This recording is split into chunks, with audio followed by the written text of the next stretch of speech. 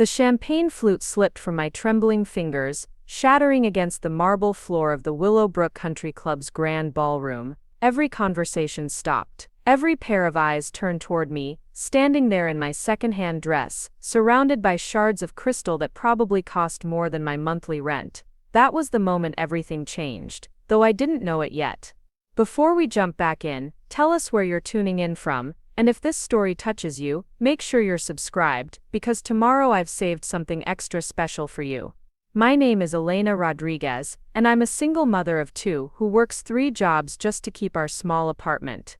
I clean office buildings at night, serve tables at a diner during lunch hours, and tutor kids in math on weekends. At 38, I've learned that life doesn't hand you anything, and dignity is something you have to fight for every single day. But nothing prepared me for what happened that evening at Willowbrook, and nothing could have prepared me for what I'd discover in the weeks that followed. The invitation had arrived on a Tuesday morning, mixed in with the usual stack of bills and junk mail. Heavy cream paper, embossed lettering, the kind of formal invitation I'd only seen in movies. It was addressed to me personally, requesting my presence at the Willowbrook Country Club's annual charity auction to benefit local education initiatives. The invitation mentioned that my work as a volunteer tutor had caught their attention, and they wanted to honor community members who made a difference. I stared at that invitation for 20 minutes, reading it over and over. Someone had made a mistake. People like me didn't get invited to places like Willowbrook. The country club sat on 200 acres of perfectly manicured grounds in the wealthiest part of town, where membership fees started at $50,000 a year. I'd driven past those imposing iron gates countless times, wondering what kind of people lived behind them. My daughter Sophia, 16 and wise beyond her years, found me at the kitchen table that evening, still holding the invitation. "Mom, what's that?" she asked, sliding into the chair across from me. Her homework was spread across the table, advanced placement calculus that she tackled with the same determination I'd taught her to approach everything in life. "I think someone made a mistake," I told her, sliding the invitation across the table. "They want me to attend some fancy charity thing." Sophia's eyes widened as she read. "Mom, this isn't a mistake. Look at what it says about your tutoring work. You've helped dozens of kids in this neighborhood pass their math classes. You've changed their lives." My younger son Miguel, 12 and always full of questions, peered over his sister's shoulder. "Are you going to go, Mom? Are you going to see how rich people live?" The idea terrified me. I'd spent my entire adult life feeling invisible, working jobs where people looked through me rather than at me. The thought of walking into a room full of wealthy strangers, trying to make conversation about things I knew nothing about, made my stomach clench with anxiety. But Sophia grabbed my hand across the table. "Mom, you deserve to be there. You work harder than anyone I know. If they invited you, it's because they recognize what you do matters." That night, I lay awake staring at the ceiling, thinking about the invitation tucked into my purse. Part of me wanted to ignore it, to pretend it had never arrived. But another part, a part I'd buried under years of exhaustion and financial worry, whispered that maybe Sophia was right, maybe I did deserve to be there. The next morning, I called the number on the invitation to confirm my attendance. The woman who answered spoke with crisp professionalism, confirming the date and time, explaining the dress code as cocktail attire, and mentioning that dinner would be served before the auction began. She made it sound so normal, so effortless, as if I attended events like this all the time. Cocktail attire. I hung up the phone, and immediately called my sister Carmen, the only person I knew who might have advice about what that meant.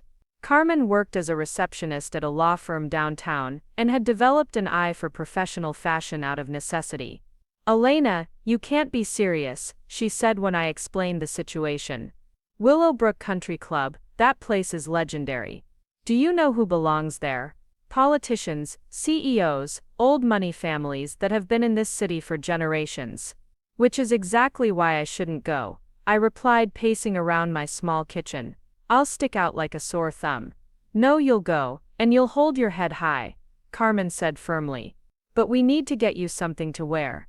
Meet me downtown Saturday morning. I know a consignment shop that carries designer pieces." Saturday morning found us an elegant resale, a small boutique tucked between a coffee shop and a bookstore. The owner, Mrs. Henderson, was an elegant woman in her 70s, who took one look at me and seemed to understand exactly what I needed. "Charity auction at Willowbrook?" she asked, and when I nodded she smiled. "I have just the thing. You want to look sophisticated, but not like you're trying too hard. Classic understated elegance." She pulled a navy blue dress from the rack, simple but beautifully cut, with a modest neckline and sleeves that hit just below the elbow. The fabric was some kind of silk blend that felt luxurious against my fingers. When I tried it on, I barely recognized myself in the dressing room mirror. "It's perfect," Carmen breathed. "You look like you belong anywhere." Mrs. Henderson added a delicate silver necklace and matching earrings, insisting I borrow them for the evening. "Accessories make all the difference, dear, and you have lovely bone structure. Just remember to stand tall and smile. Confidence is the best accessory of all." The week leading up to the event passed in a blur of nervous anticipation. I researched the country club online, reading about its history and trying to familiarize myself with the kind of people I might encounter. Founded in 1923 by railroad magnate Harrison Willowbrook, it had been the social center for the city's elite for nearly a century. The photos on their website showed sprawling golf courses, tennis courts, and a clubhouse that looked more like a mansion. Sophia helped me practice conversation starters, and Miguel insisted on teaching me about wine, information he'd gleaned from cooking shows. "If someone offers you wine, Mom, just say you prefer the red. Red wine makes you look sophisticated." The night of the event, I spent 2 hours getting ready. I'd taken the afternoon off from the diner, telling my manager I had a family emergency.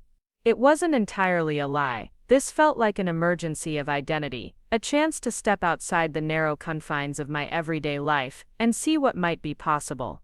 Carmen came over to help with my hair and makeup, pinning my dark waves into an elegant updo and applying just enough makeup to enhance my features without looking overdone. When I finally looked in the mirror, I saw a woman I barely recognized. Poised, sophisticated, someone who might actually belong at a place like Willowbrook. "You look beautiful, Mom," Sophia said, and I could see tears in her eyes. "I'm so proud of you." Miguel nodded solemnly. "You look like a movie star. The rich people won't know what hit them." I drove to Willowbrook in my 12-year-old Honda Civic, feeling increasingly out of place as I passed Mercedes, BMWs, and cars I couldn't even identify. The valet parking attendant was polite but clearly surprised by my vehicle, and I caught him exchanging glances with his colleague as he handed me the claim ticket. The country club's interior was even more magnificent than I'd imagined. Crystal chandeliers hung from coffered ceilings, and oil paintings in gilded frames lined the walls. The carpet was so thick, my heels sank into it, and fresh flowers arranged in elaborate displays filled the air with the scent of roses and lilies. I followed the sound of conversation toward the ballroom, where the charity auction was being held. The room was filled with people who looked like they'd stepped out of a magazine spread about successful living. The women wore jewelry that caught the light with every movement, and the men's suits were clearly custom-tailored. Everyone seemed to know everyone else, moving through the crowd with the easy confidence of people who'd never questioned their right to be anywhere. I accepted a glass of champagne from a passing waiter, and tried to blend into the background, observing the social dynamics while staying close to the walls. The conversations I overheard were about topics completely foreign to me: vacation homes in the Hamptons, private school applications, stock market fluctuations, and charity boards. That's when I heard my name being called. Not loudly, but with enough surprise that several people turned to look. "Elena Rodriguez, is that really you?"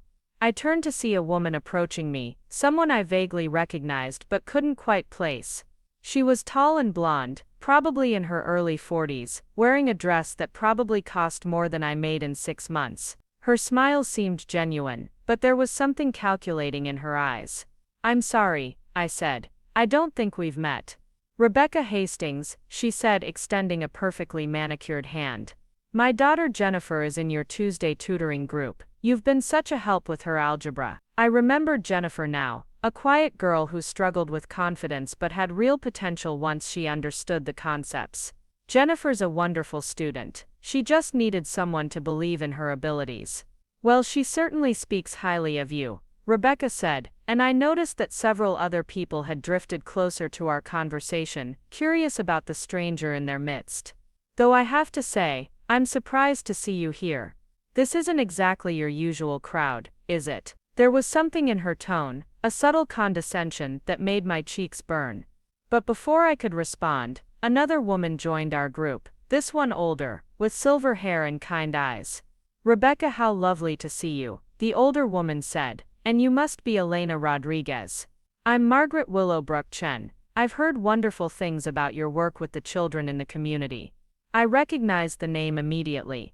Willowbrook Chen, as in the family that founded the country club. I was standing face to face with royalty, and I had no idea how to respond.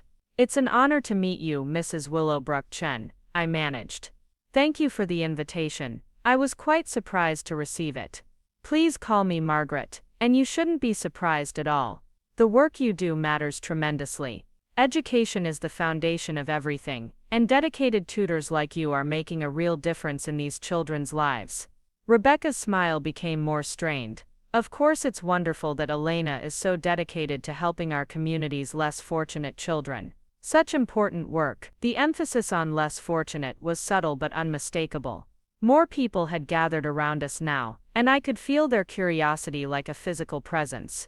A man in an expensive suit extended his hand. Charles Morrison, principal of Hillcrest Academy. I've heard about your tutoring program. Very admirable work. Thank you, I said, shaking his hand. I believe every child deserves the chance to succeed, regardless of their background.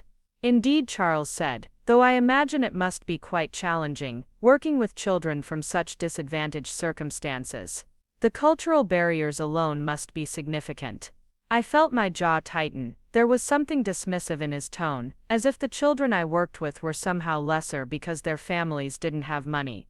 Actually, I find these kids incredibly motivated once they realize they have support. Many of them work harder than students who've never faced real challenges. Rebecca laughed, a sound like ice clinking in a glass. How refreshing to hear such optimism. Of course, there's a difference between helping children reach their potential and actually preparing them for success in competitive environments. What exactly do you mean by that? I asked, my voice carefully controlled. Well, Rebecca said, glancing around at the others as if seeking support, let's be realistic. The children you work with, bless their hearts, they're starting from such a disadvantage. Broken homes, financial instability, parents who perhaps don't value education the way they should. You can tutor them all you want, but can you really change their fundamental circumstances? The room seemed to grow quieter around us, and I realized that more people were listening to our conversation. I felt exposed, like a specimen under a microscope, and anger began to burn in my chest. I think you'd be surprised by what these children can achieve when given proper support and opportunity, I said, keeping my voice steady despite the fury building inside me. Charles nodded condescendingly. Of course, every child deserves encouragement, but we have to be practical about outcomes. The students at Hillcrest Academy, for instance, have been groomed for success from birth. Their families understand the importance of proper preparation, cultural refinement, social connections. These things matter in the real world. What you're describing isn't success, I said, my voice growing stronger. It's privilege, and privilege isn't the same thing as merit or intelligence or potential. An uncomfortable silence fell over the group. Rebecca's smile turned sharp. Well, that's certainly an interesting perspective, though I have to wonder if someone in your position can really understand the complexities of true achievement and social responsibility. Someone in my position, I repeated. You know what I mean, Rebecca said, her voice dropping to what she probably thought was a kind tone. You work so hard, and that's admirable. But there's a difference between working hard and understanding how society really functions at its highest levels. Margaret Willowbrook Chen had been quietly listening to this exchange, and I saw something change in her expression. Rebecca, she said quietly, I think perhaps you're making some assumptions that aren't appropriate.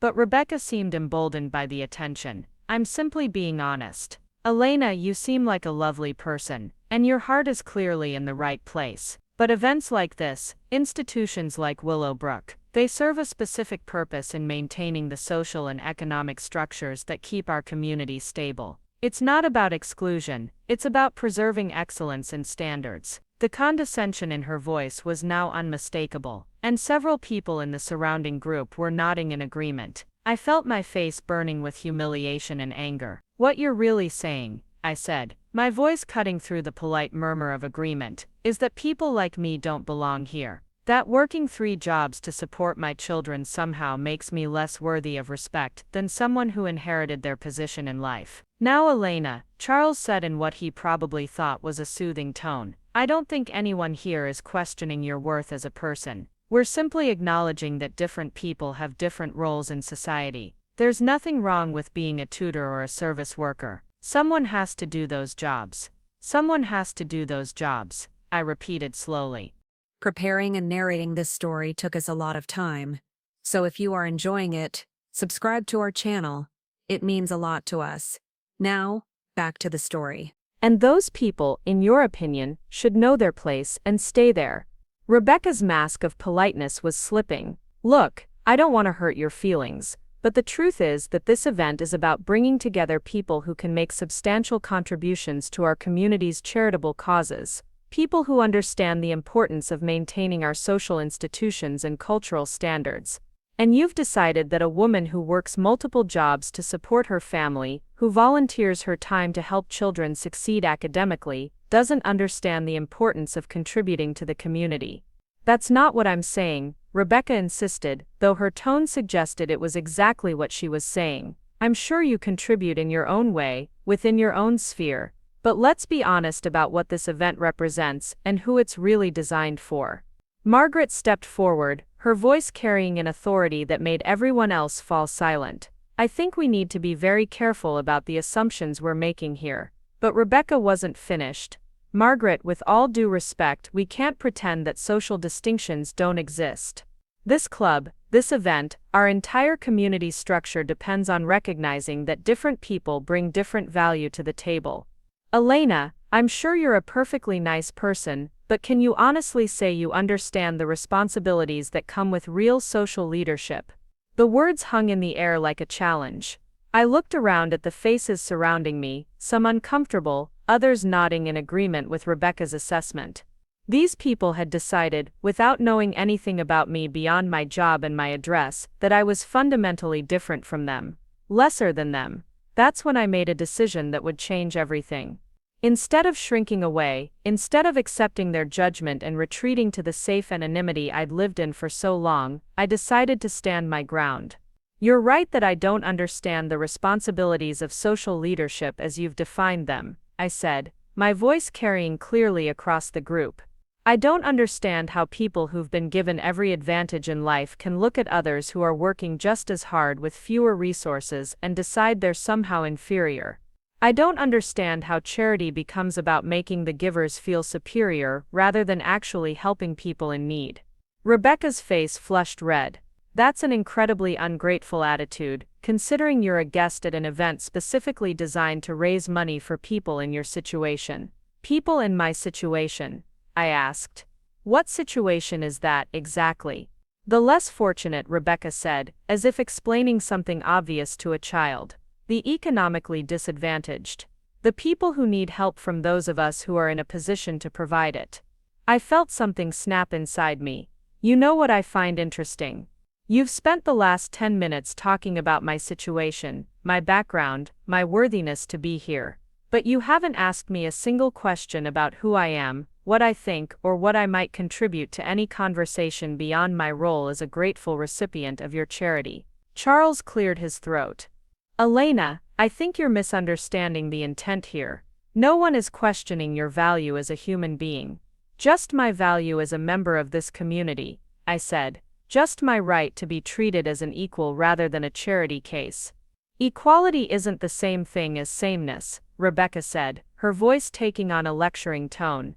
"We all have different roles to play in society. Yours is important, but it's different from ours. There's no shame in acknowledging that." Margaret's voice cut through the tension like a blade. "I think this conversation has gone quite far enough." But I wasn't ready to stop. Something had been unleashed in me, years of accepting dismissal and condescension, years of being told that my hard work wasn't quite good enough to earn real respect. "You want to talk about roles in society," I said, my voice rising slightly. "Let me tell you about my role. I get up at 4 in the morning to clean offices before wealthy executives arrive at work.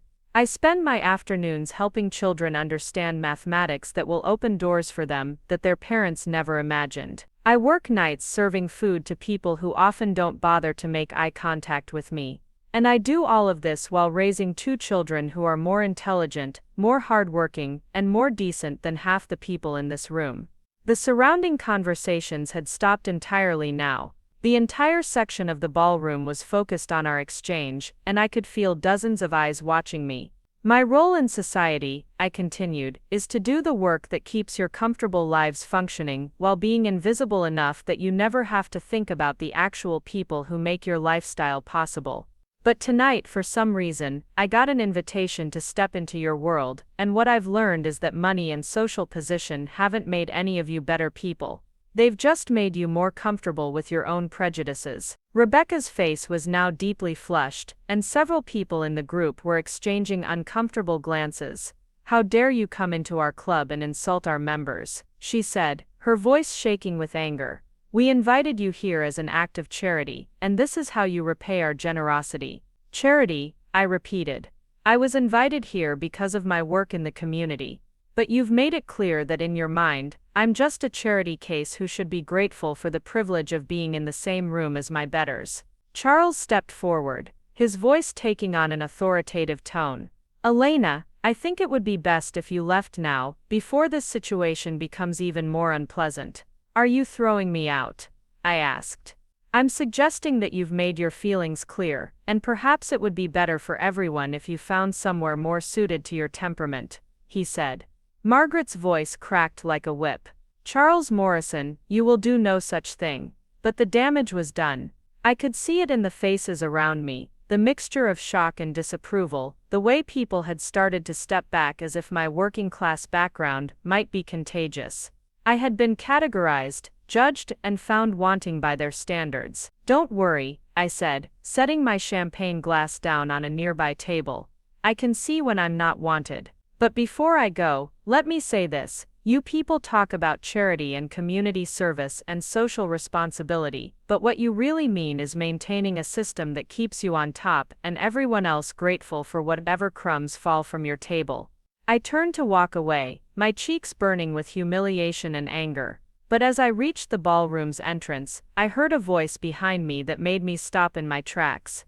"Elena Rodriguez, would you please come back here?" The voice was calm, but carried an unmistakable authority that made the entire room fall silent.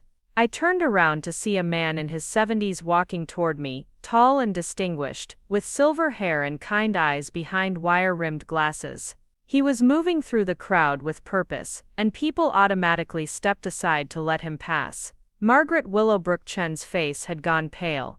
"Uncle Harrison," she said quietly, "I didn't know you were here tonight." Uncle Harrison, I felt my heart skip a beat.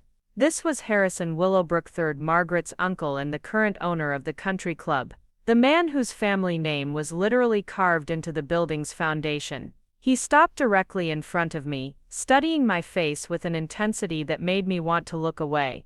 But something in his expression kept me rooted in place.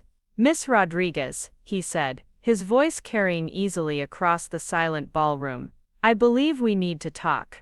Harrison Willowbrook III led me away from the crowd to a quiet alcove near the club's library. The walls were lined with leather-bound books that looked like they'd never been touched, and oil paintings of stern-faced men in formal attire stared down at us from gilded frames. He gestured for me to sit in one of 2 wingback chairs positioned near a tall window overlooking the golf course. "Would you care for some coffee?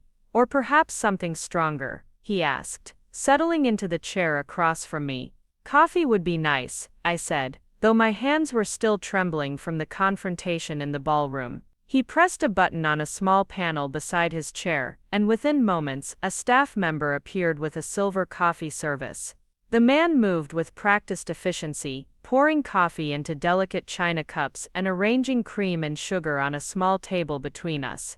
"Thank you, William," Harrison said, and the staff member disappeared as quietly as he'd arrived. Harrison studied me over his coffee cup, those keen gray eyes taking in details I couldn't begin to guess at. "I owe you an apology, Miss Rodriguez. What happened in there was unacceptable, and it reflects poorly on this institution." "You don't need to apologize for other people's behavior," I said, though I appreciated the gesture more than I could express. "Actually, I do. This is my club, and the behavior of our members reflects on all of us. More importantly, it reflects our values, or in this case, our failure to live up to them." He set down his coffee cup and leaned forward slightly. "Tell me about yourself, Elena. I'd like to hear your story." For the next hour, I found myself talking to this distinguished stranger about my life in a way I'd never talked to anyone before. Harrison Willowbrook III was nothing like the other wealthy people I'd encountered that evening. He asked thoughtful questions about my work, my children, my goals and dreams. He listened without judgment when I described the challenges of working multiple jobs, the exhaustion of trying to be everything to everyone, the constant worry about money and my children's futures. "Your daughter Sophia," he said, "at one point, she's planning to attend college. She wants to study engineering," I said, pride evident in my voice. "She's brilliant with mathematics and has already been accepted to 3 universities. But the financial aid packages aren't enough to cover everything, and I'm struggling to figure out how to make it work. And your son Miguel, he's interested in culinary arts. Wants to be a chef someday. He's only 12, but he's already more talented in the kitchen than I am." I smiled thinking about Miguel's determination to perfect complicated recipes he'd seen on cooking shows. Harrison nodded thoughtfully. "It sounds like you've raised remarkable children under challenging circumstances. I've tried to teach them that hard work and integrity matter more than anything else. That's what my mother taught me, and it's what I believe." "Your mother sounds like a wise woman." "She was. She died when Sophia was 10, but she left me with principles I've tried to live by. Treat people with respect regardless of their station in life. Never take shortcuts that compromise your values. And always remember that everyone has a story worth hearing." Harrison's expression grew thoughtful. "Those are admirable principles. I wish more people in my social circle embraced them as completely as you seem to." We sat in comfortable silence for a moment, and then Harrison asked a question that surprised me. "Elena, what do you know about the history of this club?" "Just what I read online. Founded by your grandfather in 1923, membership restricted to the social and business elite of the city. That's the official version," Harrison said with a slight smile. "But the real story is more complicated. My grandfather, Harrison Willowbrook Sr., wasn't born wealthy. He was the son of Irish immigrants who worked in the railroad yards. He built his fortune through determination, innovation, and a willingness to take risks that more established businessmen wouldn't consider. I found this hard to believe, given the club's reputation for exclusivity and old money traditions. When he founded this club," Harrison continued, "it wasn't meant to be a bastion of inherited privilege. It was meant to be a place where successful people could gather regardless of their background. My grandfather believed that merit mattered more than pedigree." "What changed?" I asked. Harrison's expression darkened slightly. "Time, complacency. The gradual transformation from a club founded by self-made people into an institution that perpetuated inherited status. My grandfather would be appalled by what happened to you tonight." I wasn't sure how to respond to this revelation. The idea that Willowbrook Country Club had originally been founded on principles of merit rather than birth contradicted everything I'd assumed about the place. "Why are you telling me this?" I asked. "Because I think you represent something this club has lost. The values my grandfather intended to promote when he created this institution." Harrison stood and walked to the window, gazing out at the moonlit golf course. "I've been watching this place drift away from its founding principles for years, and I've been looking for a way to course correct. Tonight's events have convinced me that the time for subtle changes has passed." "I'm not sure I understand what you're suggesting." Harrison turned back to face me. "I'm suggesting that this club needs new leadership. People who understand that respect is earned through character and contribution, not inherited through family connections." "You want to change the membership?" I want to change everything. The membership criteria, the culture, the very purpose of this institution. I want to return it to what my grandfather envisioned, a place where people of merit gather to support each other and contribute to the community. The scope of what he was proposing took my breath away. That would be a massive undertaking. And I imagine there would be significant resistance from current members. Undoubtedly, which is why I need allies who share my vision. People who understand what this community really needs and aren't afraid to fight for it. I felt a flutter of possibility in my chest, but also fear. Mr. Willowbrook, I appreciate your confidence in me, but I'm not sure I'm the right person for whatever you have in mind. I don't have experience with institutional change or high-stakes politics. What you have is integrity and perspective. You understand the needs of working families because you live that reality every day. You know what real contribution to the community looks like because you've been doing it without recognition or reward. Harrison returned to his chair and fixed me with that intense gaze. Elena, I'm going to make you an offer that I hope you'll consider carefully. My heart started beating faster. What kind of offer? I want you to become the community outreach director for Willowbrook Country Club. It's a newly created position with a substantial salary and benefits package. Your job would be to develop programs that actually serve the needs of our entire community, not just the wealthy families who can afford membership here. I stared at him, certain I'd misheard. You want to offer me a job here? More than a job. I want to offer you a platform to create real change. The authority to develop educational programs, scholarships, community partnerships, whatever you think would make the biggest difference. But I don't have the qualifications for something like that. I don't have a degree in nonprofit management or community development. Harrison waved dismissively. You have something more valuable than formal credentials. You have lived experience and genuine passion for helping people. The technical skills can be learned, but authentic commitment can't be taught. I felt overwhelmed by the magnitude of what he was suggesting. I'd need to think about this. It would mean leaving my other jobs, changing my entire life. Of course, and I wouldn't expect an answer tonight. But I want you to know that this offer is genuine, and it comes with my complete support. Harrison leaned forward earnestly. Elena, what happened tonight convinced me that this institution needs fundamental change. I can't do it alone, but with the right people working alongside me, I believe we can transform Willowbrook into something truly meaningful. A soft chime indicated that the auction portion of the evening was about to begin, and Harrison glanced toward the ballroom. We should probably return to the event, but before we do, I want to make sure you understand something important. What's that? You belong here just as much as anyone else in that room. More than some, because you understand what service really means. Don't let anyone convince you otherwise. As we walked back toward the ballroom, I felt like I was moving through a dream. 2 hours ago, I'd been a tutor and restaurant server who'd somehow gotten invited to a fancy charity event. Now I was being offered a position that could change not only my life, but potentially the lives of countless other families in our community. The auction was already underway when we returned, with an auctioneer encouraging bidding on various donated items and experiences.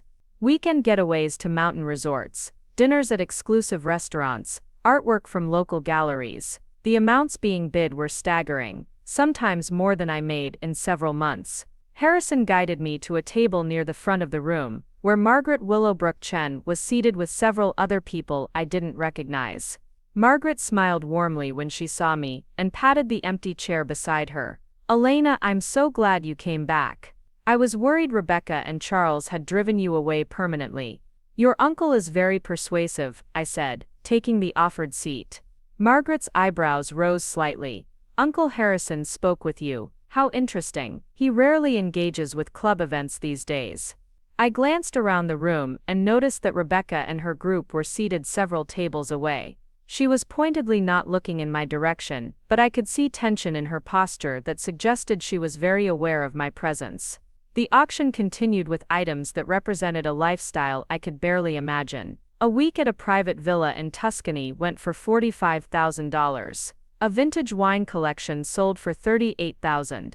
Each successful bid was met with polite applause and knowing smiles, as if spending these amounts on luxury items was the most natural thing in the world.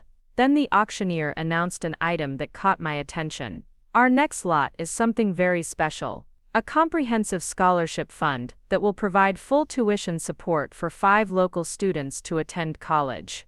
The donor wishes to remain anonymous, but has requested that scholarship recipients be selected based on academic merit and community service rather than financial need alone. The bidding started at $10,000 and quickly escalated.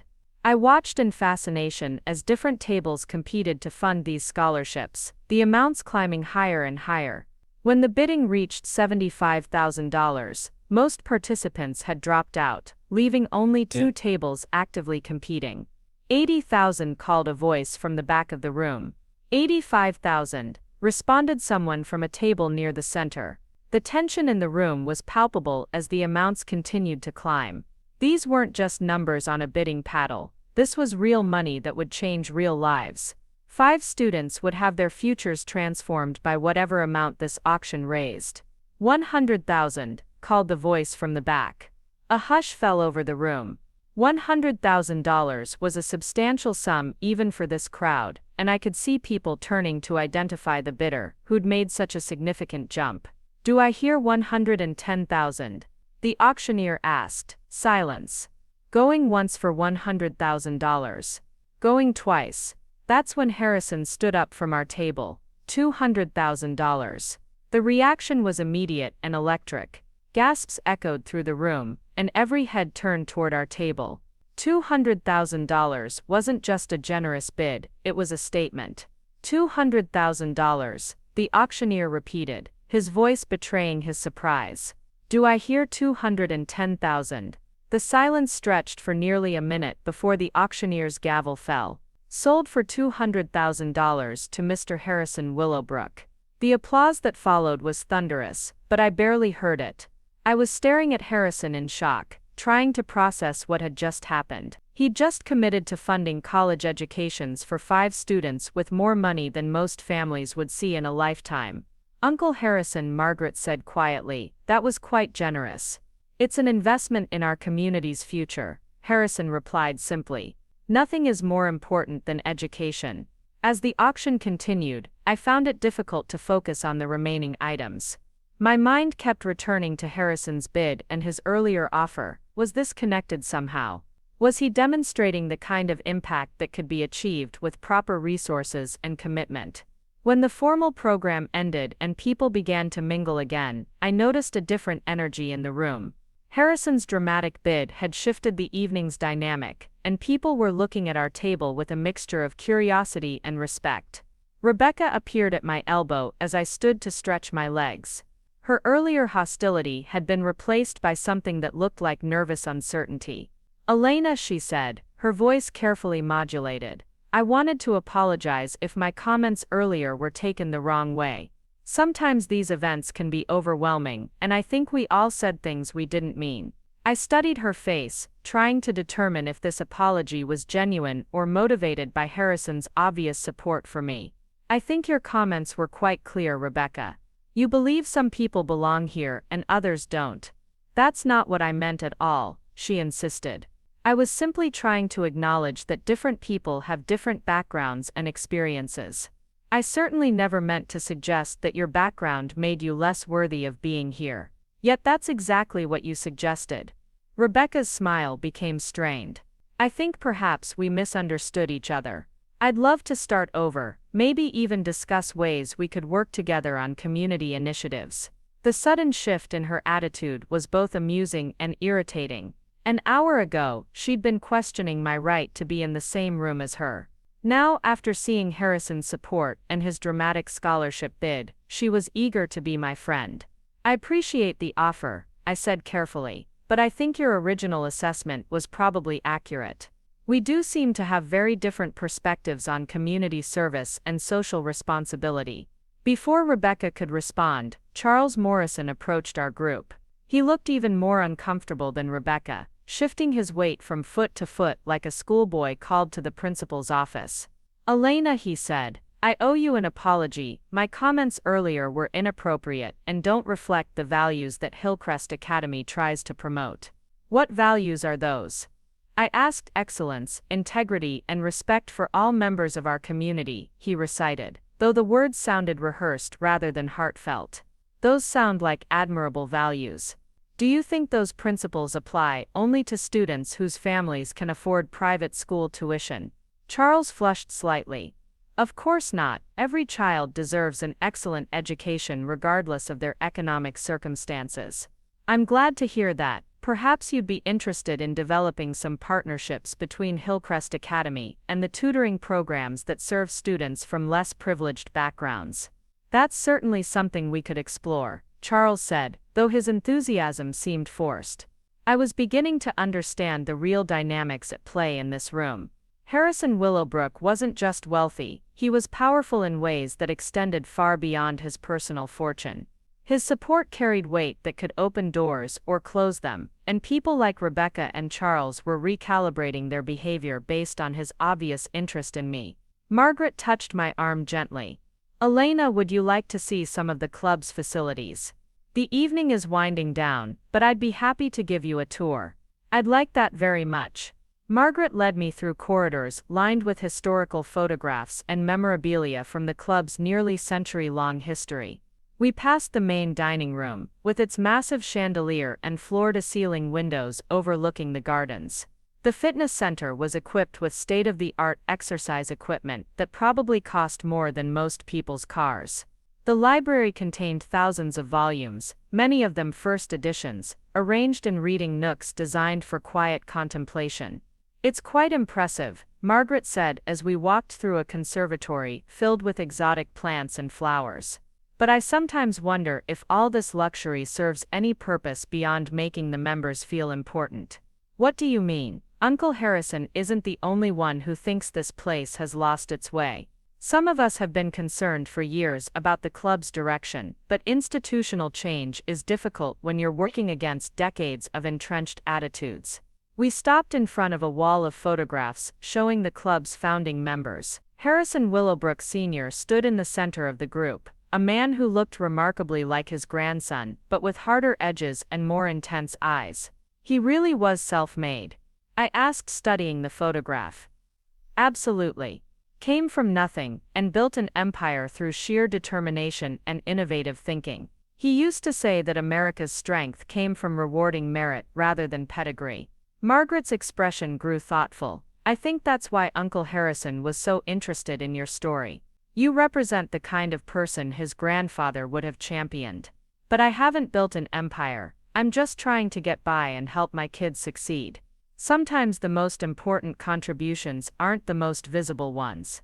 The work you do with children, the example you set for your own family, the integrity you maintain despite difficult circumstances, those things matter tremendously.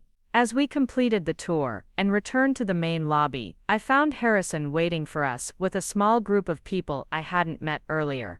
He introduced them as board members and longtime club supporters, people who shared his vision for institutional change. Elena, Harrison said, I've been discussing your situation with some of my colleagues, and we'd like to make our earlier conversation more concrete. What do you mean? We'd like to schedule a formal meeting next week to discuss the community outreach position in detail. Salary, benefits, job responsibilities, the resources that would be available to you. One of the board members, a woman in her 60s with silver hair and intelligent eyes, stepped forward. I'm Patricia Summers, and I chair the club's Community Relations Committee. I've been advocating for exactly the kind of programs Harrison described to you earlier. We need someone with authentic community connections, added another board member, a distinguished black man who introduced himself as Dr. Michael Thompson, someone who understands the real challenges facing working families in this city. I felt overwhelmed by the attention and the magnitude of what they were proposing. I appreciate your confidence, but this is all happening very quickly. I'd need time to consider how such a position would work practically. Of course, Harrison said, take all the time you need, but I hope you'll give serious consideration to the possibility that you could make a real difference in a role like this. As the evening finally wound down and people began to leave, I found myself standing in the club's circular driveway waiting for the valet to bring my car. The contrast between my modest Honda and the luxury vehicles surrounding it was stark. but somehow it didn't bother me as much as it had earlier in the evening. Harrison appeared beside me as the valet pulled up with my car. "Elena, thank you for an enlightening evening. I hope we haven't overwhelmed you with possibilities." "It's been quite a night," I admitted. "Very different from what I expected when I accepted the invitation." Change often begins with unexpected encounters. Sometimes we need outsiders to help us see what we've become and what we could be instead. The valet held my car door open, and I hesitated before getting in. "Mr. Willowbrook, can I ask you something?" "Of course, why me? You don't really know anything about me beyond tonight's conversation. How can you be so confident that I'm the right person for what you have in mind?" Harrison considered the question carefully before answering. "Because you stood up for yourself and your values when it would have been easier to walk away. Because you see past superficial differences to recognize what really matters. And because you have something this place desperately needs: authenticity." As I drove home through the quiet city streets, I tried to process everything that had happened. I'd entered Willowbrook Country Club as an outsider who'd somehow received an unexpected invitation. I was leaving with a job offer that could transform my life and potentially impact countless other families in our community. But more than that, I was leaving with a new understanding of my own worth and capabilities. For years, I'd accepted other people's assessments of my place in the world, internalizing the message that working-class people should be grateful for whatever opportunities came their way and shouldn't aspire to more. Tonight had shattered that limiting mindset. I'd seen behind the curtain of wealth and privilege, and discovered that money didn't automatically confer wisdom, integrity, or the right to judge others. I'd also learned that there were people in positions of power who genuinely wanted to create positive change, and were looking for allies in that effort. When I arrived home, Sophia and Miguel were waiting up for me, eager to hear about my evening at the country club. They sat at our small kitchen table, while I described the elegant ballroom, the expensive auction items, and the interactions with other guests. "Did you feel out of place?" Sophia asked. "At first, but then I realized that the things that make someone worthy of respect have nothing to do with how much money they have, or what kind of car they drive." Miguel's eyes were wide with excitement. "Are you really going to take the job Mr. Willowbrook offered you?" "I don't know yet. It would mean big changes for all of us, and I want to make sure it's the right decision for our family." "What kind of changes?" Sophia asked. "Always the practical one. Better financial security, for one thing. The salary he mentioned would mean I wouldn't have to work multiple jobs anymore. It would also mean I'd be working in a completely different environment, with responsibilities I've never had before." Sophia reached across the table and took my hand. "Mom, you've been helping people your whole life. This would just be a chance to help more people in a bigger way.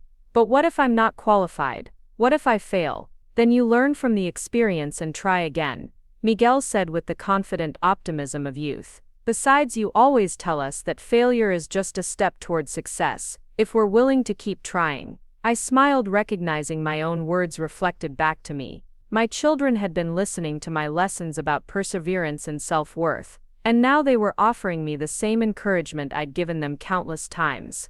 That night, I lay in bed staring at the ceiling and thinking about the choice ahead of me. Taking Harrison's offer would mean stepping into a world I'd never inhabited, taking on responsibilities that intimidated me, and working alongside people who might not accept my leadership. But it would also mean having the resources and platform to create programs that could genuinely help working families like mine. It would mean showing my children that hard work and integrity could open doors they'd never imagined. And it would mean proving to myself that I was capable of more than I'd ever dared to believe. The next morning brought a call that solidified my thinking. The voice on the other end was unfamiliar, but the message was crystal clear. "Miss Rodriguez, this is Janet Morris from the Scholarship Committee at State University.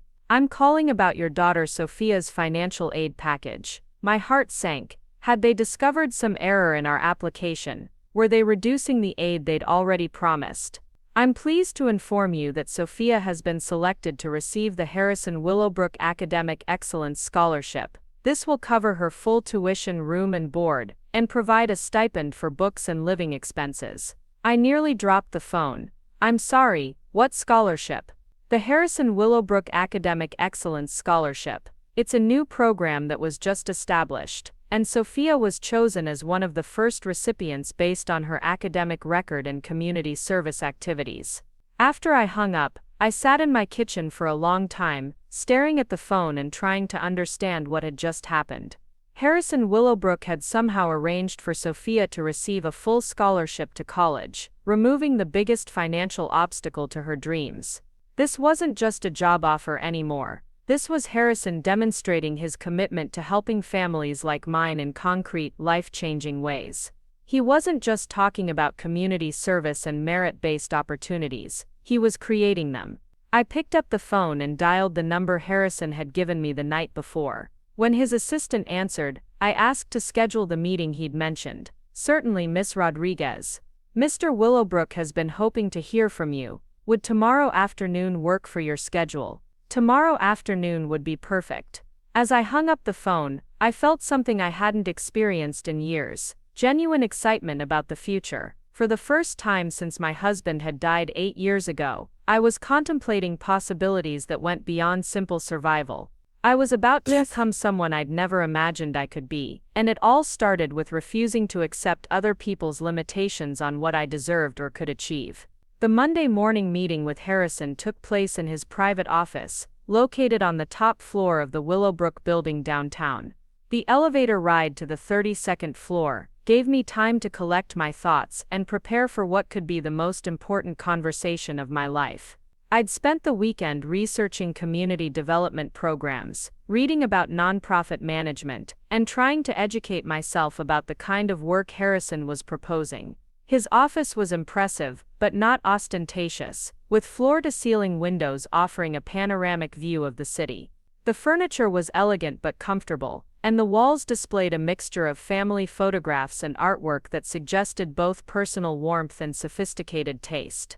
Harrison greeted me with the same genuine kindness he'd shown at the club, gesturing for me to sit in one of the leather chairs arranged around a small conference table. Patricia Summers and Dr. Michael Thompson were already there, along with a woman I hadn't met who introduced herself as Linda Carlson, the club's financial manager. "Elena, thank you for coming," Harrison said as we settled around the table. "I hope you've had time to consider our discussion from Saturday evening." "I have, and I'm very interested in learning more about what this position would entail." Patricia opened a folder and spread several documents across the table. "We've outlined some preliminary ideas for what a community outreach program might include, but we're hoping you'll bring your own vision to the role." The documents detailed an ambitious scope of potential programs: educational scholarships for deserving students, after-school tutoring centers, job training workshops for adults, partnerships with local schools and community organizations, and mentorship programs connecting club members with young people pursuing various career paths. "The budget we're proposing is substantial," Linda said, pointing to a financial summary. $2 million annually for program development and implementation, plus operational expenses for staff and facilities. I stared at the numbers, trying to process the magnitude of resources they were discussing. $2 million was more money than I'd see in 20 lifetimes, and they were talking about it as if it were a reasonable starting point for community programs. "This is far beyond anything I imagined," I said honestly. "Are you certain the club membership would support this level of investment in community outreach?" Dr. Thompson leaned forward. "That's where the strategy becomes important. We're not simply asking current members to approve these expenditures. We're restructuring the club's mission and potentially its membership model." "What does that mean exactly?" Harrison took the lead in explaining their vision. "For too many years, Willowbrook has functioned as an exclusive retreat for people who already have every advantage. We want to transform it into an institution that actively contributes to community development while maintaining its role as a gathering place for successful people. But successful in a broader sense," Patricia added. "Not just financially successful, but people who've made meaningful contributions to education, healthcare, social services, the arts, or community leadership." "You're talking about changing the fundamental character of the club," I said. "Exactly," Harrison confirmed. "And that level of change requires careful planning and strategic implementation. We can't simply announce these changes and expect everyone to embrace them enthusiastically. Linda pulled out another set of documents. We've identified 3 phases for this transformation. Phase 1 involves establishing the community outreach programs and demonstrating their effectiveness. Phase 2 includes modifying membership criteria to include community leaders from diverse backgrounds. Phase 3 restructures the club's governance to ensure these changes become permanent. And you want me to lead Phase 1? We want you to design and implement it, Dr. Thompson said, based on your understanding of what the community actually needs, rather than what wealthy donors think it needs. Patricia smiled. Elena, most charity programs are designed by people who've never experienced the challenges they're trying to address. They mean well, but their solutions often miss the mark because they don't understand the real problems. You understand those problems intimately, Harrison added. You know what it's like to work multiple jobs while raising children. You understand the barriers that prevent talented students from accessing higher education. You've seen firsthand how economic instability affects family dynamics and educational outcomes. The scope of what they were proposing was both exciting and terrifying. I'd spent years thinking about ways to help working families, but always within the constraints of limited resources and minimal institutional support. Now they were offering me the tools to implement solutions on a scale I'd never imagined possible. What about resistance from current members?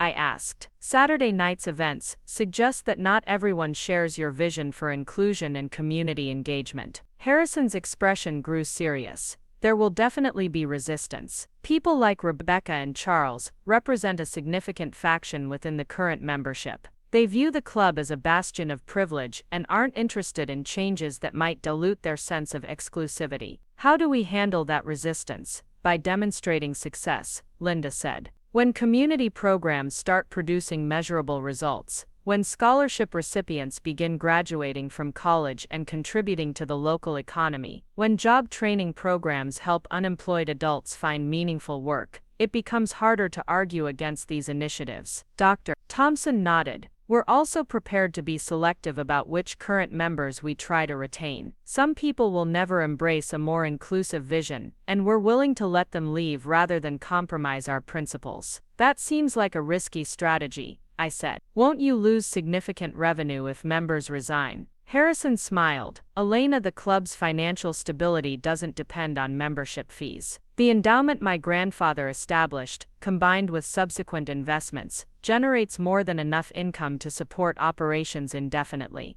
We have the luxury of prioritizing mission over revenue. This revelation changed my understanding of the club's dynamics entirely. If financial considerations weren't driving membership decisions, then the resistance to change was purely about social status and cultural preferences, rather than practical concerns. So the people who oppose these changes are fighting to preserve exclusivity for its own sake, I said. Essentially, yes, Patricia confirmed, which puts us in a strong position to move forward with or without their support. We spent the next 2 hours discussing specific program ideas, implementation timelines, and the resources that would be available to me. The salary they offered was 3 times what I'd been earning from all my jobs combined, with benefits that included health insurance, retirement contributions, and professional development opportunities. When would you need an answer? I asked, as the meeting began to wind down. Take whatever time you need, Harrison said. But I hope you understand that this opportunity represents something bigger than a career change. You'd be helping to create a model that other institutions could follow, demonstrating that wealth and privilege can be used to create genuine community benefit rather than simply perpetuating existing inequalities. After the meeting, I drove to the diner where I was scheduled to work the lunch shift. The contrast between the conversation I'd just had and my usual work environment was jarring. Here I was, serving coffee and taking orders from customers who barely acknowledged my existence, while simultaneously considering an offer to direct programs that could transform thousands of lives. During my break, I called Carmen to discuss the situation. My sister had always been my sounding board for major decisions, and I needed her perspective on this life-changing opportunity. Elena, are you insane? She said after I explained the offer. This is the chance of a lifetime. Why are you even hesitating? Because it's terrifying.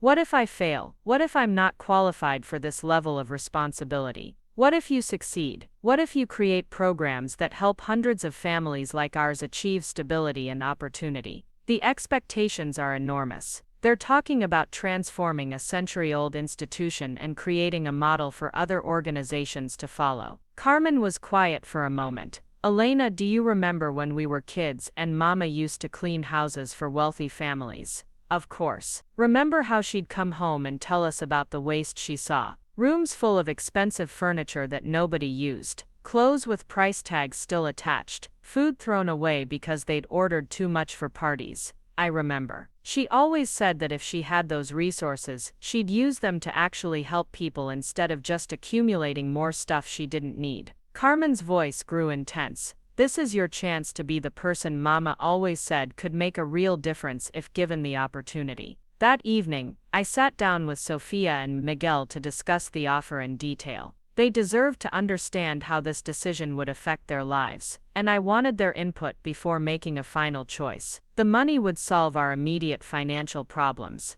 I explained. I wouldn't have to work multiple jobs anymore, which means I'd be home more often. But it would also mean pressure and responsibilities I've never had before. Sophia, ever practical, had questions about the logistics. Where would this job be located? Would we have to move? The main office would be at the country club, but I'd also be working in community centers, schools and other locations around the city. We wouldn't have to move, though we might be able to afford a better apartment or even a small house. Miguel's eyes lit up. A house. With a real kitchen, possibly. But more importantly, this job would let me work on programs that could help other families facing the same challenges we've dealt with. Like scholarships for kids whose parents can't afford college, Sophia asked. Exactly. And job training for adults who need new skills. Tutoring programs for students who are struggling academically. Mentorship opportunities for young people who don't have professional role models in their families. Sophia leaned back in her chair, considering. Mom, you've been doing this kind of work informally for years. The tutoring, the mentoring, helping other families navigate school systems and financial aid applications. This would just be making it official and giving you resources to help more people. Miguel nodded enthusiastically. And Mr. Willowbrook seems like a good person. If he's willing to pay for my sister's college, he must really care about helping families like ours. Their support meant everything to me, but I was still grappling with self-doubt about my qualifications for such a significant role.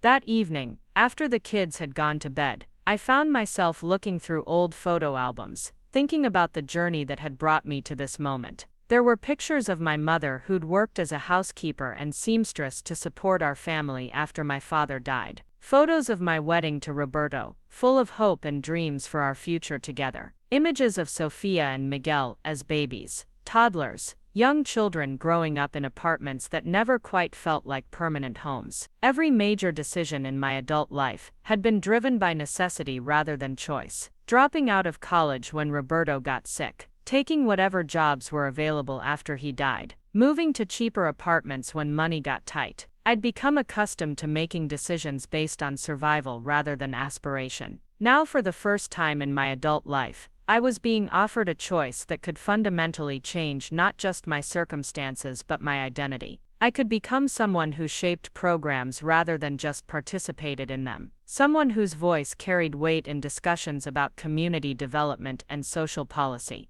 The next morning, I called Harrison's office and scheduled another meeting. This time, I had questions and conditions of my own. I've decided to accept your offer, I told him when we met in his office Wednesday afternoon. But I want to discuss some specific requirements for how this position would function. Harrison smiled. I'm delighted to hear you've decided to join us. What are your conditions? First, I want genuine autonomy in program development. If you're hiring me for my perspective and experience, then I need the authority to make decisions without constant oversight from board members who might not understand the communities we're trying to serve. Absolutely. You'd report directly to me, and I have no intention of micromanaging your work. Second, I want transparency in all financial matters. If we're spending significant money on community programs, I want detailed accounting of where every dollar goes and evidence that we're achieving measurable results. That's not just acceptable, it's essential. Linda will work with you to establish appropriate tracking and reporting systems. Third, I want protection for the families and individuals who participate in our programs. No exploitation for publicity purposes, no invasion of privacy, no using their stories to make club members feel good about their charity without actually addressing systemic problems. Harrison nodded approvingly. Your instinct to protect program participants is exactly why you're the right person for this role. Finally, I want a clear understanding of what happens if this doesn't work out. If I fail, if the programs don't achieve their goals, if the resistance from current members becomes overwhelming, what protections do I have? You'd have a 3-year guaranteed contract with full severance provisions if the position is terminated for any reason other than criminal misconduct or gross negligence. And Elena, I don't expect you to fail. But if challenges arise, we'll work through them together rather than abandoning the mission. We spent the rest of the afternoon discussing implementation strategies and timelines. I would start with a 3-month assessment period, during which I'd evaluate existing community resources, identify gaps in services, and develop comprehensive program proposals. The first initiatives would launch in January, giving me time to establish partnerships and recruit qualified staff. There's one more thing I'd like to discuss, Harrison said as our meeting concluded. The resistance we'll face from current members won't be limited to philosophical disagreements. Some people will actively try to undermine these programs, and you need to be prepared for that possibility. What kind of undermining? Attempts to discredit your qualifications, challenges to program funding, efforts to recruit board members who oppose our vision. People like Rebecca have significant social influence, and they won't hesitate to use it if they feel threatened. Are you trying to discourage me? Harrison shook his head. I'm trying to prepare you. Change is never easy, especially when it challenges entrenched power structures. But I believe we have the resources and determination to succeed despite the opposition. That weekend, I submitted my resignation letters to all 3 of my current jobs. My manager at the cleaning company was sorry to lose me, but understanding about the opportunity. The diner owner was less gracious, suggesting that I was getting above myself and would probably be back when the fancy job didn't work out. The tutoring families I worked with were excited about my new position, especially when I explained that expanded tutoring programs would be among the first initiatives I'd develop. Several parents offered to serve as references or testimonials about the impact of educational support on their children's academic progress. Carmen helped me shop for professional clothes appropriate for my new role. After years of wearing uniforms and casual clothes suitable for cleaning and food service, I needed an entirely new wardrobe for meetings, presentations, and community events. You look like an executive, she said as I tried on a navy blazer and matching skirt. Confident, professional, someone people will take seriously. I don't feel confident yet. I feel like I'm playing dress up. Fake it until you make it, Carmen advised. Nobody feels completely confident when they're starting something new. The confidence comes from doing the work and seeing the results. Sophia and Miguel were equally excited about my transformation. Sophia helped me set up a home office in what had been our tiny dining area, arranging files and supplies for the research I'd be doing during my assessment period. Miguel insisted on cooking a celebration dinner, practicing techniques he'd learned from cooking shows and producing a meal that would have impressed professional chefs. I'm proud of you, Mom, Sophia said as we finished dinner. You're showing us that it's possible to change your life if you're willing to take risks and work hard. You're showing yourself that, I corrected. I'm just finally learning to recognize opportunities when they present themselves. Miguel raised his glass of sparkling cider, to Mom's new job and all the families she's going to help. As we toasted to new beginnings, I felt a mixture of excitement and determination that I hadn't experienced since I was Sophia's age. For the first time in decades, I was choosing my path rather than simply responding to circumstances beyond my control. My first official day at Willowbrook was scheduled for the following Monday. Harrison had arranged for me to have an office in the club's administrative wing, with access to all the facilities and resources I'd need to develop comprehensive community programs. The weekend before starting, I drove past the club's gates and tried to imagine myself as someone who belonged there, someone whose presence would be welcomed rather than tolerated. It still felt surreal, but I was beginning to understand that belonging isn't something other people grant you. It's something you claim for yourself based on your contributions and character. Sunday evening, I received a phone call that reminded me of the challenges ahead. The voice was unfamiliar, but the message was clear. Miss Rodriguez, this is Victoria Pemberton. I serve on the Willowbrook Board of Directors, and I wanted to congratulate you on your new position.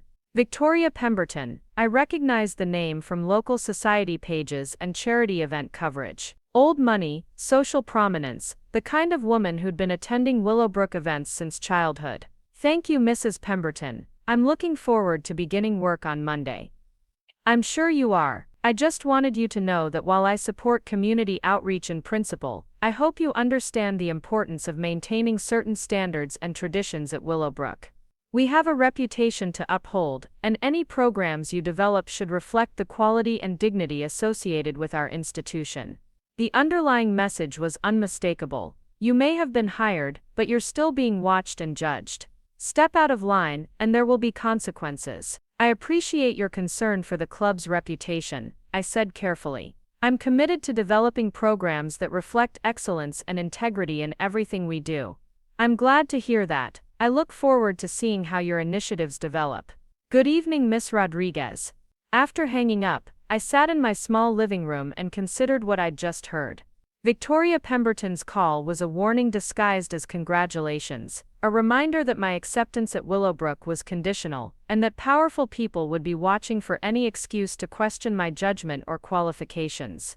But instead of feeling intimidated, I felt energized. The resistance Harrison had warned me about was already beginning, which meant our plans for change were being taken seriously by people who had a vested interest in maintaining the status quo. I opened my laptop and began making notes about my assessment strategy. If people like Victoria Pemberton and Rebecca Hastings wanted to challenge my programs, then those programs needed to be absolutely unassailable in their design and implementation. I would document every decision, track every outcome, and build relationships with community partners who could vouch for the effectiveness of our work. When the inevitable challenges came, I'd be ready with evidence that our programs were not only successful but essential. Sophia found me still working at midnight, surrounded by printed articles about best practices in community development and nonprofit management. Mom, you should get some sleep. Tomorrow's your first day. I know, I'm just trying to make sure I'm prepared for whatever questions or challenges come up. Sophia sat down beside me on the couch. You know what I think? What? I think you're more prepared for this than you realize. You've been studying communities and social problems your whole life, not from textbooks but from actually living those experiences. That's worth more than any degree or certification. She was right. While I might not have formal credentials in community development, I had something more valuable, authentic understanding of the challenges facing working families and practical experience in overcoming obstacles with limited resources. Monday morning, I dressed carefully in one of my new professional outfits and drove through Willowbrook's imposing gates as an employee rather than a guest. The security guard checked my name against a list and handed me a permanent access card and parking permit. Welcome to Willowbrook, Miss Rodriguez, he said with genuine warmth. Mr. Willowbrook asked me to tell you that he's looking forward to working with you. My office was located in a quiet corridor adjacent to the main administrative offices, with large windows overlooking the golf course and gardens. The space was elegantly appointed but functional, with a desk, conference table, filing cabinets, and bookcases that would soon hold resources related to community development and program management. Harrison stopped by mid-morning to check on my settling-in process and to introduce me to key staff members I'd be working with regularly. The club's operations manager, facilities coordinator, and catering director would all play roles in supporting community programs and events. Everyone understands that community outreach is now a priority for Willowbrook, Harrison explained as we toured the facilities. Any resources you need, any support for program implementation, they're authorized to provide. We ended the tour in the club's main conference room, where Patricia Summers was waiting with several folders of background information. Elena, I've compiled research on existing community organizations in the city, demographic data about areas with the greatest need for services, and contact information for potential partner organizations. Patricia said, "This is incredibly helpful. Where should I start?" "I'd suggest beginning with listening tours," Patricia advised. Meet with directors of community centers, school principals, social service agencies, anyone who's already working with the populations you want to serve. Find out what programs already exist and where there are gaps that Willowbrook could help fill. Harrison nodded approvingly. Don't reinvent the wheel. Build on what's already working and address needs that aren't being met by existing organizations. Over the next 3 weeks, I conducted more than 40 meetings with community leaders, educators, social workers, and family advocates. The conversations were enlightening and sometimes heartbreaking, revealing the extent of unmet needs in our city and the dedication of people working with inadequate resources to address them. I met with Maria Santos, director of the East Side Community Center, who described waiting lists for after-school programs and adult education classes. We could serve twice as many families if we had adequate funding for staff and supplies, she said. Dr. Jennifer Williams, principal of Roosevelt Elementary School, explained the challenges facing students from low-income families.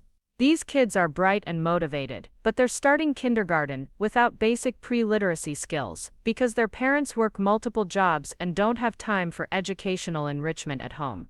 Pastor David Johnson, who ran a job placement program at his church, described the frustration of connecting unemployed adults with training opportunities. We can get people into programs, but they can't afford to participate because they lose income while learning new skills. We need scholarships or stipends that allow working adults to invest in professional development. Each conversation revealed opportunities for meaningful intervention, but also highlighted the complexity of addressing systemic problems that had developed over generations. Effective programs would need to address not just immediate needs, but underlying barriers to economic mobility and educational achievement.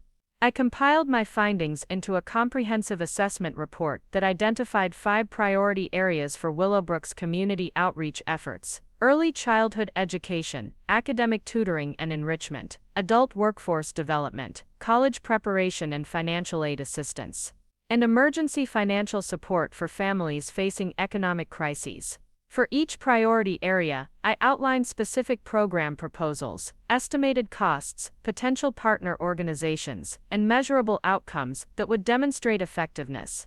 The report was over 100 pages long, with detailed appendices containing demographic data, research citations, and letters of support from community leaders. Harrison reviewed the report over a weekend and scheduled a meeting for the following Monday to discuss implementation strategies. "This is exactly what I hoped you'd produce," he said, as we sat in his office with copies of the report spread across his conference table. Comprehensive, evidence-based, focused on real needs rather than donor preferences. The scope is ambitious, I admitted. Full implementation would require significant resources and careful coordination with multiple partner organizations. Which programs do you think should launch first? I'd given considerable thought to this question. I recommend starting with academic tutoring and college preparation support. These programs build on existing infrastructure and relationships. They produce measurable outcomes relatively quickly, and they address needs that almost everyone recognizes as important. How quickly could these programs be operational? With adequate funding and staffing, we could have pilot programs running within 6 weeks. Full implementation by the beginning of the next school year. Harrison smiled. Then let's move forward. I'll schedule a board presentation for next Friday so you can present your recommendations and secure formal approval for initial funding. The board presentation would be my first major test, an opportunity to demonstrate that Harrison's confidence in me was justified. But it would also be my first direct confrontation with board members who opposed the club's new direction. I spent the week preparing a presentation that was both compelling and unassailable, complete with PowerPoint slides, budget projections, and testimonials from community partners. If Victoria Pemberton or other skeptical board members wanted to challenge my proposals, they'd have to argue against evidence rather than attacking my qualifications. Friday morning arrived with unseasonable warmth for early autumn, and I took it as a positive omen as I dressed for what could be the most important presentation of my life. The board meeting was scheduled for 10 o'clock in Willowbrook's main conference room, and I arrived early to set up my materials and test the audio-visual equipment. Patricia Summers arrived 15 minutes before the meeting to offer moral support and last-minute advice. "Remember that you're not asking for permission," she said.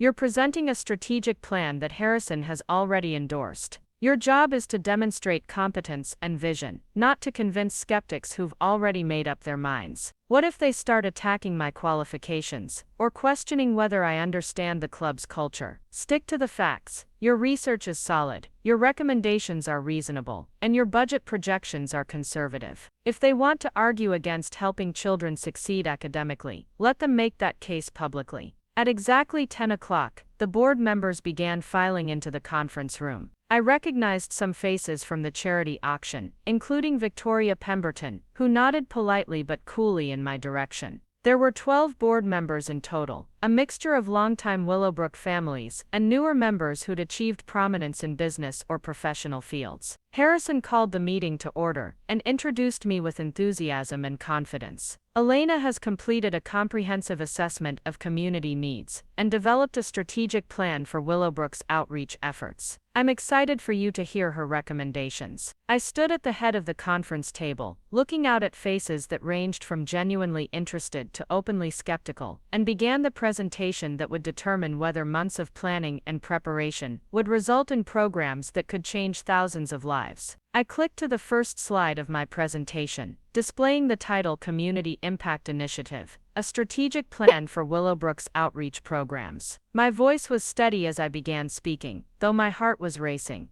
Board members, thank you for your time today. Over the past month, I've conducted extensive research into community needs and opportunities for meaningful intervention. What I've discovered is both challenging and inspiring. I moved through my opening slides methodically, presenting demographic data about educational achievement gaps, economic mobility barriers, and existing community resources. The room was quiet, with most board members taking notes or studying the materials I distributed. The 5 priority areas I've identified represent opportunities where Willowbrook's resources could create significant, measurable impact. I continued, advancing to a slide showing my program recommendations. Victoria Pemberton raised her hand. Elena, these programs sound admirable in theory, but I'm concerned about the financial commitment. $2 million annually represents a substantial investment with uncertain returns. I was prepared for this question. Mrs. Pemberton, let me address the financial aspects directly. The initial investment is significant, but the long-term economic benefits to our community are substantial. Every student who receives academic support and goes on to college contributes an average of $1.2 million more to the local economy over their lifetime compared to high school graduates. Adult workforce development programs typically generate $7 in economic activity for every dollar invested. Charles Morrison, who I hadn't seen since the charity auction, leaned forward in his chair. Those statistics assume these programs actually work as intended. What evidence do you have that similar initiatives have succeeded in comparable communities? This was exactly the kind of challenge I'd anticipated. I clicked to a slide showing case studies from 3 other cities where similar programs had been implemented. In Denver, a tutoring program modeled on what I'm proposing increased college enrollment rates among participating students by 43% over 5 years. In Portland, adult workforce development programs achieved an 87% job placement rate for participants. In Atlanta, comprehensive college preparation support reduced student loan default rates by 31% among program graduates. Dr. Thompson spoke up from his seat near Harrison. Elena, can you walk us through your proposed evaluation metrics? How will we measure success and make adjustments if programs aren't meeting their goals? I spent 15 minutes detailing the tracking systems I'd developed, explaining how we'd monitor everything from individual student progress to broader community economic indicators. Each program would be evaluated quarterly, with annual comprehensive reviews and independent auditing of both financial expenditures and outcome achievements. Accountability is essential, I emphasized. Every dollar spent must produce demonstrable results, and every program must adapt, based on evidence of what works and what doesn't. An older board member named Gerald Hartwell raised his hand. Ms. Rodriguez, I appreciate the thoroughness of your research, but I have concerns about the cultural fit between these programs and Willowbrook's traditional character. Are we risking the loss of what makes this institution special? I paused before answering, knowing this question went to the heart of the resistance I'd face. Mr. Hartwell, I believe we're strengthening what makes Willowbrook special. This club was founded by Harrison Willowbrook Sr. as a place where successful people could gather to support each other and contribute to community development. These programs return us to that founding vision while adapting it for contemporary needs. Victoria's voice carried a sharp edge. That's a romanticized interpretation of our history. Willowbrook has always been selective about membership because exclusivity maintains standards and creates an environment where like-minded people can build meaningful relationships. I'm not suggesting we abandon selectivity, I replied carefully. I'm suggesting we select based on contribution and character rather than inheritance and social connections. The tension in the room was palpable now, with board members exchanging glances that suggested deeper conversations had been happening behind closed doors. Harrison intervened smoothly. Perhaps we could focus on the specific program proposals rather than broader philosophical questions. Elena, could you detail the implementation timeline for the tutoring initiative? For the next 30 minutes, I walked through operational specifics, staffing plans, facility requirements, partner organization agreements, and budget allocations. Several board members asked technical questions about logistics and oversight, but the underlying tension remained. Finally, Victoria addressed what everyone was thinking. Elena, I want to be direct about something. You're proposing to spend significant club resources on programs that primarily benefit non-members. Some of us question whether this represents appropriate stewardship of our institutional assets. This was the moment I'd been dreading and preparing for in equal measure. I set down my presentation remote and looked directly at Victoria. Mrs. Pemberton, I understand your concern about stewardship, but I'd like to offer a different perspective on what constitutes appropriate use of these resources. I moved away from the presentation screen and stood directly in front of the conference table. Willowbrook generates substantial income from investments and endowments that were built on the economic prosperity of this city. That prosperity was created by generations of working families, many of whom never had access to the educational and professional opportunities that Willowbrook members have enjoyed. The room was completely silent now, with all 12 board members focused intently on what I was saying. The programs I'm proposing don't just benefit individual families. They strengthen the entire community's economic foundation, which ultimately benefits everyone, including Willowbrook members. When more young people succeed academically, when more adults develop professional skills, when more families achieve economic stability, the entire community prospers. Gerald Hartwell frowned. That sounds like social engineering rather than charity. It's community investment, I corrected. The same kind of long-term thinking that built the businesses and institutions that generated Willowbrook's endowment in the first place. Victoria's voice was ice-cold. Elena, with all due respect, you're asking us to fundamentally alter this institution based on your personal philosophy about social responsibility. Some of us question whether someone with your background truly understands the complexities of institutional stewardship. The insult was subtle but unmistakable, and I felt every eye in the room watching to see how I'd respond. This was the same condescension I'd faced at the charity auction, dressed up in more polite language, but carrying the same message: you don't belong here, and your opinions don't carry the same weight as ours. But something had changed since that evening. I was no longer a guest hoping to be accepted. I was an employee with expertise, research, and institutional backing. Mrs. Pemberton, I said, my voice calm but firm, you're absolutely right that I have a different background from most people in this room.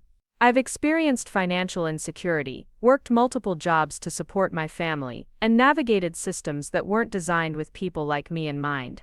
I walked slowly around the conference table as I spoke, making eye contact with each board member. That background gives me insights that complement the business and financial expertise represented around this table. I understand how policies and programs affect working families because I've lived those realities. I know which barriers are most significant because I've had to overcome them myself. Returning to the head of the table, I faced the group directly. The question isn't whether my background qualifies me for this role. Mr. Willowbrook has already made that determination. The question is whether this board is committed to programs that actually address community needs, or whether you prefer initiatives that make wealthy donors feel good without creating meaningful change. The challenge was direct and unmistakable. I was forcing them to take a position on the fundamental purpose of community outreach, rather than hiding behind questions about my qualifications. Dr. Thompson broke the tense silence. Elena raises an important point about the effectiveness of different approaches to community engagement. The research she's presented suggests that programs designed by people with lived experience tend to achieve better outcomes than those developed solely by donors and board members. Patricia Summers nodded. I've reviewed similar programs in other cities, and the most successful initiatives combine financial resources with authentic community connections. Elena brings exactly that combination to our efforts. But Victoria wasn't finished. I'm not questioning Elena's personal experiences or her commitment to helping others. I'm questioning whether this board should approve such an expensive and far-reaching commitment based on untested assumptions about community needs and program effectiveness. Which assumptions specifically concern you? I asked. Victoria consulted her notes. You assume these programs will achieve the outcomes you've projected. You assume participants will remain engaged throughout multi-year initiatives. You assume community partners will fulfill their commitments reliably. You assume there won't be unintended consequences or administrative complications that undermine program effectiveness. These were legitimate concerns, and I addressed each one systematically, citing research studies, pilot program data, and backup planning strategies I'd developed to address potential problems. Risk management is essential in any large-scale initiative, I acknowledged. That's why I've proposed staged implementation with quarterly reviews and adjustment protocols. We'll start with smaller pilot programs, document what works and what doesn't, and scale up gradually based on demonstrated success. Harrison had remained largely quiet during this exchange, but now he spoke with quiet authority. The board needs to understand that this initiative represents more than program expansion. It represents a fundamental decision about Willowbrook's role in our community. He stood and walked to the windows overlooking the golf course. We can continue operating as an exclusive retreat for wealthy families, insulated from broader community challenges and increasingly irrelevant to the city's future. Or we can evolve into an institution that actively contributes to community prosperity, while maintaining our commitment to excellence and achievement. Turning back to face the board, Harrison's voice carried the weight of family legacy and institutional authority. My grandfather founded this club to bring together people of merit who would support each other's success and contribute to community development. Elena's programs return us to that founding vision. Victoria's response was sharp. Harrison, your grandfather also established membership criteria that maintain certain standards and cultural values. Are we prepared to abandon those standards in pursuit of social inclusivity? We're prepared to define standards based on character and contribution, rather than inheritance and social connections.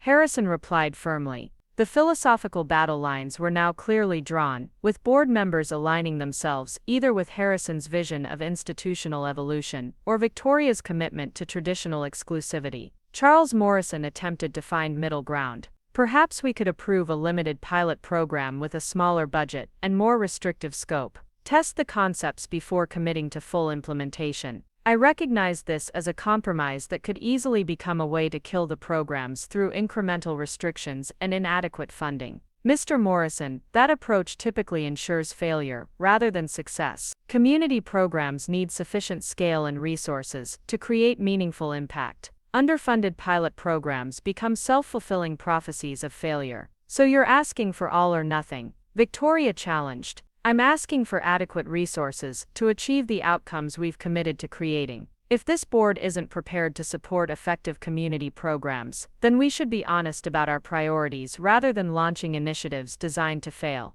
The room fell silent as board members considered the choice I'd presented. Support meaningful community programs with appropriate resources, or acknowledge that Willowbrook's commitment to community outreach was performative rather than substantive. Harrison called for a 15-minute recess, during which board members gathered in small groups for hushed conversations. I remained at the conference table, reviewing my notes and trying to gauge the likely outcome. Patricia approached during the break. You handled that brilliantly. Victoria was trying to undermine your credibility, but you turned it into a challenge about institutional values. Do you think we have enough votes for approval? It's close. Harrison's support carries significant weight, and several board members are genuinely committed to community engagement. But Victoria has influence with the older, more traditional members. When the meeting resumed, Harrison called for formal discussion and voting on my program proposals. Each board member had the opportunity to state their position and reasoning. Dr. Thompson spoke first. I support Elena's comprehensive approach. The research is solid, the implementation plan is realistic, and the potential community impact is substantial. We have an opportunity to model effective institutional leadership, and I believe we should take it. Patricia was equally supportive. These programs align perfectly with Willowbrook's founding principles, while addressing contemporary community needs. The financial investment is justified by the projected outcomes and the long-term benefits to our entire community. 3 other board members expressed support with varying degrees of enthusiasm. 2 expressed concerns about costs and oversight but indicated willingness to approve a modified version of the programs. Victoria, however, remained adamantly opposed. I cannot support such extensive commitments based on theoretical projections and idealistic assumptions about program effectiveness. This represents a fundamental change in institutional character that I believe violates our responsibilities to current members and future generations. Charles Morrison sided with Victoria, as did Gerald Hartwell and 1 other longtime member. The vote was shaping up to be extremely close. The final board member to speak was someone I hadn't met before, a younger woman named Jennifer Walsh, who'd been mostly silent during the presentation and discussion. I've been listening carefully to both perspectives, she said, and I keep coming back to a basic question about institutional purpose. Are we stewards of an exclusive social club, or are we leaders of an institution that can create meaningful community impact? She looked directly at me. Elena, your presentation demonstrates exactly the kind of strategic thinking and community knowledge we need. Your programs address real problems with evidence-based solutions and appropriate accountability measures. Then she turned toward Victoria.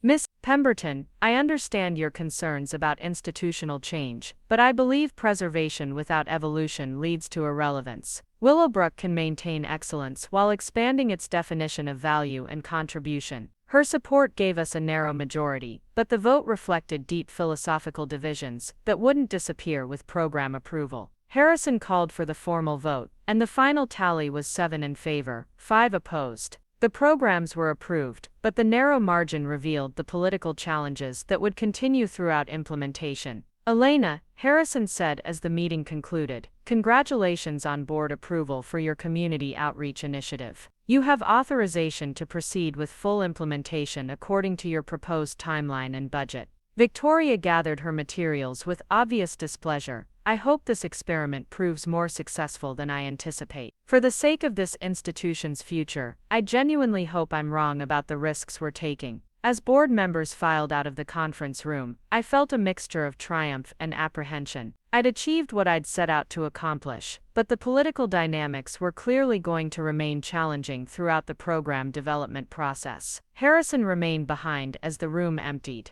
Elena, you handled that confrontation perfectly. You stood your ground without being defensive, and you turned questions about your qualifications into challenges about institutional values. The opposition is stronger than I expected. Mrs. Pemberton and her allies aren't going to give up easily.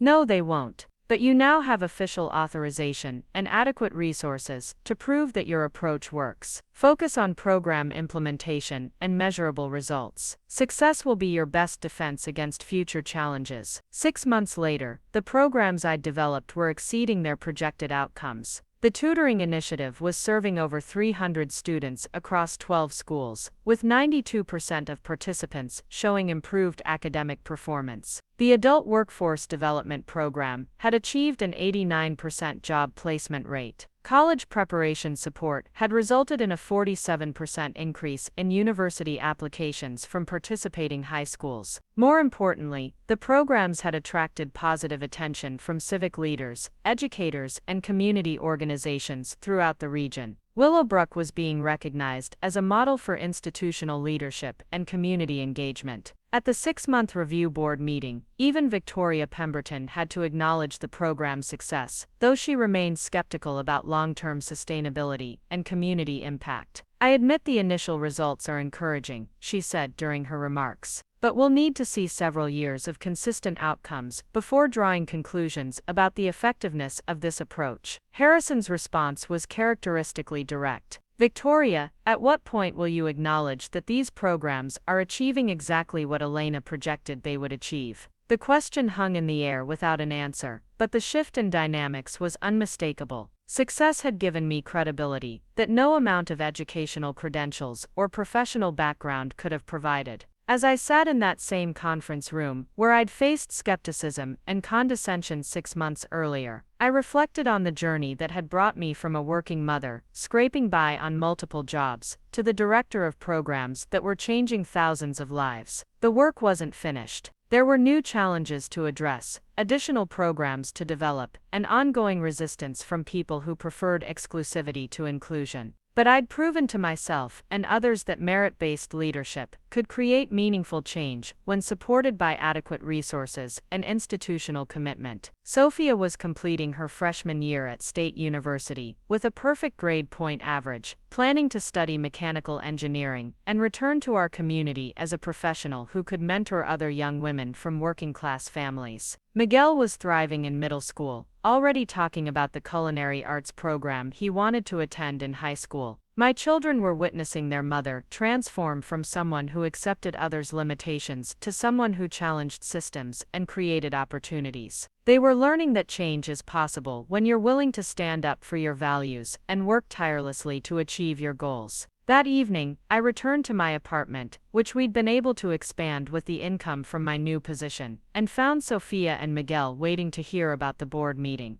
"How did it go, Mom?"